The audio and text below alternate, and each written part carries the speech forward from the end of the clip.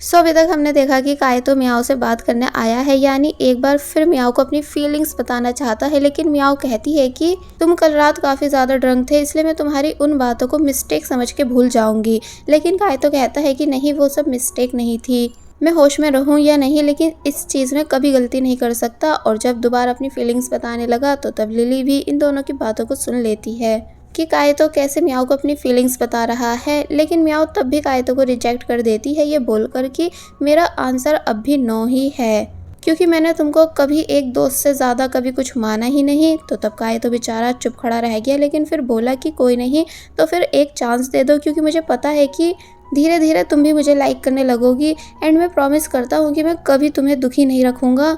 लेकिन मियाओ तब भी मना कर देती है। तो तब काइतो पूछता है कि कहीं तुम ये सब शिन की वजह से तो नहीं कर रही हो, यानी मुझे शिन की वजह से रिजेक्ट तो नहीं कर रही हो। तो तब काइतो की ये बात शिन भी सुन लेती है, साथ ही देख भी लेती है कि काइतो कैसे मियाओ से बातें कर रहा है, इसलिए वो तभी चिढ़कर यहाँ से चली गई। तो वहीं मियाओ ने मना किया कि नहीं, ऐसा नहीं है, मैं तुम्हें शिन की वजह से मना नहीं कर रही हूँ, बस सच यही है कि मैं तुम्हें बिल्कुल भी लव नहीं करती, प्लीज जितनी जल्दी हो सके तुम मुझे भूल जाओ। और फिर तभी यहाँ से चली जाती है, जिसको बेचारा काइतो बस जाते हुए देखता ही रह गया, यानी कि उसका बहुत बुरी तरह दिल टूट जाता है, क्योंकि उसे बिल्कुल आइडिया नहीं था कि मियाओ उसे रिजेक्ट कर देगी। अब नेक्स्ट सीन में हम देखते हैं कि शिन बैठी है और यही सब सोच रही है कि काइतो और मियाओ क्या बातें कर रहे होंगे, कि तभी मियाओ ने काइतो के फादर को किसी से कॉल पर बातें करते हुए सुना। इसलिए वो शॉक रह गई कि काइतो के फादर यहाँ कैसे, वो भी इतने टाइम के बाद। इसलिए उनके पास जाती है बात करने के लिए, जहाँ पहले तो वो भी शिन को पहचान नहीं पाए, मगर फिर जब उन्हें पता चला कि शिन वही लड़की है जो कि उनके घर के बराबर में रहती थी, इसलिए शिन से प्यार से बात करने लगे।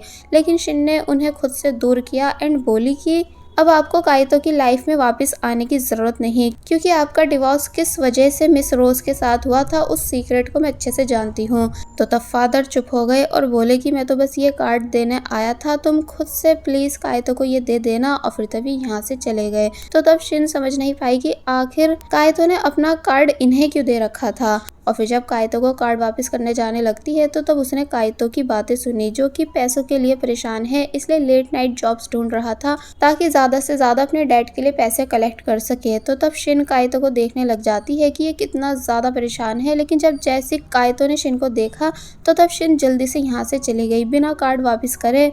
तो वहीं काइतो कुछ भी समझ नहीं पाया, इसलिए वापस से कॉल पर बात करने लगता है।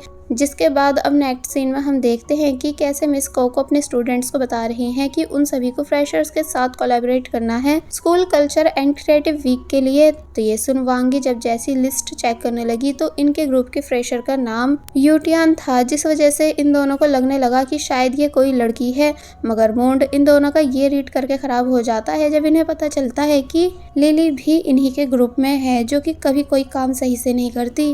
अब हम देखते हैं कि काइतो जो कि किसी काम से जा रहा था, तो तब शिन ने उसका पीछा किया एंड किसी तरह से उसे पता चल जाता है कि काइतो को लोन चाहिए। इसलिए काइतो को रोकती है और पूछने लगती है कि तुम आखिर क्यों लोन लेना चाहते हो, क्या तुम ये सब अपने डैड की वजह से कर रहे हो।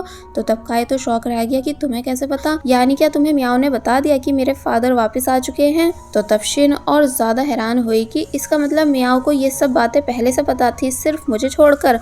काइतो कहता है कि हाँ, मैंने ही उसी से बोला था कि वो तुम्हें कुछ नहीं बताए। और फिर तभी शिन से बोलने लगा कि तुम प्लीज यहाँ से चली जाओ। लेकिन शिन काइतो को ये समझाने लगती है कि तुम प्लीज अपने डैड के लिए इतना सब मत करो, क्योंकि वो अच्छे इंसान नहीं है। एक्चुअली काइतो के डैड से रिलेटेड शिन को कोई बड़ी बात पता है, लेकिन वो उस बात को काइतो को नहीं बता पा रही, पर बस जैसे काइतो के फादर को बुरा बोलती जा रही थी। तो तब इस बात से काइतो को गुस्सा आ गया, इसलिए वो शिन से कहता है कि तुम प्लीज हमेशा के लिए मेरी लाइफ से चली जाओ। तो ये सुनते ही शिन को बहुत ही ज्यादा बुरा फील हुआ, इसलिए वो काइतो को उसका बैंक कार्ड देना भूल जाती है और फिर तभी गुस्से में यहाँ से चली जाती है। जिसके बाद अब हम याओ और वांगी को साथ में आते हुए देखते हैं, जिन्हें सामने यूनियन मिला, इसलिए ये दोनों उसके पास आकर उससे बातें करने लगी कि तभी एक फ्रेशर स्टूडेंट इनके पास आता है और मियाओ से बातें करने लगता है, ये बताकर कि मेरा नाम यूटियान है एंड मैं आपके प्रोजेक्ट ग्रुप का मेंबर हूँ। पर अब क्योंकि वो इतना स्लो बोल रहा था कि किसी को कुछ समझ आ ही नहीं रहा था, मगर यूनियन ने सारी बात समझ ली थी, इसलिए वो यूटियान के बारे में सही से बताता है। वांगी कहती है कि ओ अच्छा, तो तुम हो वो, मुझे लगा था कि यूटियान किसी गर्ल का नेम है। तो तब मियाओ हंसने लगी। यूनियन इन तीनों से बोला कि चलो हम कैफेटेरिया में बैठकर बात करेंगे, और फिर तभी ये सभी कैफेटेरिया में आ गए। जहाँ यूटियान अपने बारे में बता रहा है एंड ये भी कि वो मियाओ को पहले से जानता था। इसलिए जब ये सब बात मियाओ यूनियन के आने पर उसे भी बताती है कि यूटियान हमें पहले से जानता है, तो तब यूटियान बताता है कि हाँ, क्योंकि मैंने मिस्टर लिंग से ड्राइंग सीखी है, जो कि ऑलवेज सभी को सीनियर मियाओ के बारे में बताते रहते थे कि सीनियर मियाओ कितनी ज़्यादा इंटेलिजेंट रह चुकी हैं। एंड मुझे तो ऐसा लगता है कि आप इंटेलिजेंट होने के साथ साथ बहुत ही ज़्यादा ब्यूटीफुल भी हो। तो तब मियाओ तो खुश होकर यूटियान को थैंक्स करने लगी, लेकिन यूनियन हैरानी से यूटियान को देखने लगा कि क्या ये मेरी मियाओ के साथ फ्लर्ट करने की कोशिश कर रहा है, वो भी फर्स्ट मीटिंग में ही।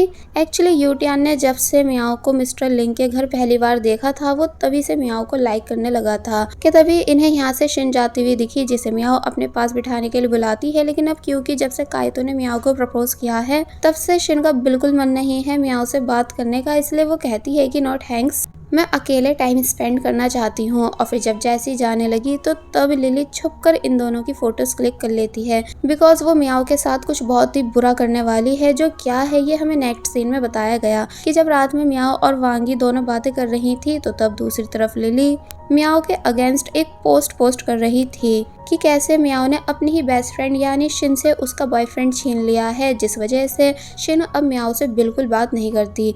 कि तभी ये सीन यहीं कट हुआ और अब हमें मॉर्निंग का सीन दिखाया गया, जहाँ सभी इस पोस्ट को रीड कर लेते हैं एंड मियाओ के बारे में बातें करने लगते हैं कि हमें नहीं पता था कि मियाओ ऐसी लड़की निकलेगी। और फिर अब जैसे मियाओ भी सभी के सामने आई, तो तब सभी मियाओ को घूरने लगे एंड मियाओ को देखकर बातें बनाने लगते हैं। मियाओ को कुछ भी समझ नहीं आया कि आखिर मैटर क्या है, इसलिए वो अपनी क्लासमेट से इस बारे में पूछती है कि क्या हुआ। तो तब वो कहती है कि तुम अपना मोबाइल चेक करो, जिसको सुनते ही मियाओ ने जब जैसे अपना मोबाइल देखा, तो तब वो भी काफी बुरी तरह शॉक रह गई कि आखिर उसके बारे में इतना गंदा पोस्ट कौन कर सकता है। तो वहीं लिली खुश हो रही थी ये सब देख कर। दूसरी तरफ हम देखते हैं कि यूनियन भी इस पोस्ट को रीड कर चुका है, इसलिए वो मियाओ के लिए परेशान होने लगा और फिर जल्दी जल्दी कहीं जाता है कुछ करने के लिए। अब हम देखते हैं कि मियाओ एंड वांगी दोनों डिस्कस कर रही हैं कि ऐसा कौन कर सकता है, क्योंकि मियाओ को इतना तो अच्छे से पता है कि शिन कभी उसके साथ ऐसा नहीं करेगी। और वहीं यूनियन जो कि जा रहा था कि तभी दोनों टीचर्स ने उसे रोक लिया। एंड वैसे तो यूनियन अपने अलग किसी कंपटीशन की प्रिपरेशन में था, लेकिन जब मिस कोको बोली कि तुम कल्चर एंड क्रिएटिव वीक में पार्टिसिपेट करना पसंद करोगे, तो तब वो ईजिली मान जाता है, सिर्फ मियाओ के खातिर, क्योंकि वो लिस्ट में मियाओ का नाम देख चुका है। एंड मिस कोको को भी पता था कि ये मियाओ का नाम सुनकर जरूर मान जाएगा। जिसके बाद अब हम यूनियन को सभी स्टूडेंट्स के सामने देखते हैं, जहां जब वो मियाओ के ग्रुप का नाम लेता है एंड उन सभी से साथ में मॉडल रूम चलने का बोलने लगा, तो तब लिली उठी और कहने लगी कि मैं इस ग्रुप के साथ वर्क नहीं करना चाहती हूँ, सिर्फ मियाओ जैसी लड़की की वजह से। तो तब यूनियन कहता है कि ठीक है, तो मैं तुमको ग्रुप से बाहर कर देता हूँ। तो तब सभी लोग लिली पर हंसने लगे, क्योंकि उसे लगा था कि यूनियन मियाओ को बाहर करेगा रूमर्स रीड करने के बाद, इसलिए लिली की सभी के सामने अच्छी खासी इंसल्ट हो गई। अब हम देखते हैं कि काइतो जो कि कहीं जा रहा था कि तभी उसे फिर से उन दोनों पर्सन ने रोक लिया, जो कि काइतो के डैड के पीछे रहते हैं पैसे लेने के लिए। काइतो बोला कि अभी तो मैं आपको अपने पैसे देकर गया था, यानी मैंने अपने डैड को बैंक कार्ड दिया था। तो तब वो कहते हैं कि तुम्हारे डैड ने हमें वो दिए नहीं, बल्कि कुछ दिन और टाइम मांगा था, लेकिन अभी तक उन्होंने पैसे नहीं दिए हैं। तो ये सुन काइतो हैरान रह गया। वो दोनों पर्सन कहते हैं कि अब हमें तुम्हारी ई बाइक चाहिए होगी, जो कि तुमको तभी वापस मिलेगी जब तुम पैसे लेकर आओगे। तो तब काइतो उनको अपनी बाइक दे देता है और फिर तभी यहाँ से चला गया। जिसके बाद अब हमें दिखाया गया कि काइतो ने यूनिवर्सिटी आते ही कॉल पर अपने डैड से बात की और पूछा कि आपने पैसे क्यों नहीं लिए।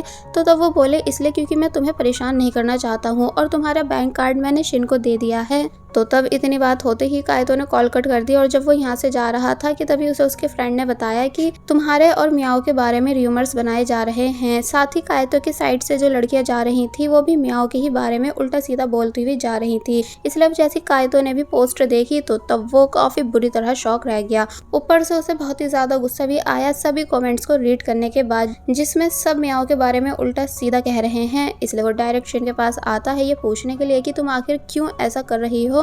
एक्चुअली काइतो को लग रहा है कि वो पोस्ट शिन ने अपलोड की है। तो तब शिन कहती भी है कि माना तुम मुझे लाइक नहीं करते, लेकिन इतना बड़ा इल्जाम मुझ पर लगा कैसे सकते हो कि मैं ऐसा कुछ करूंगी।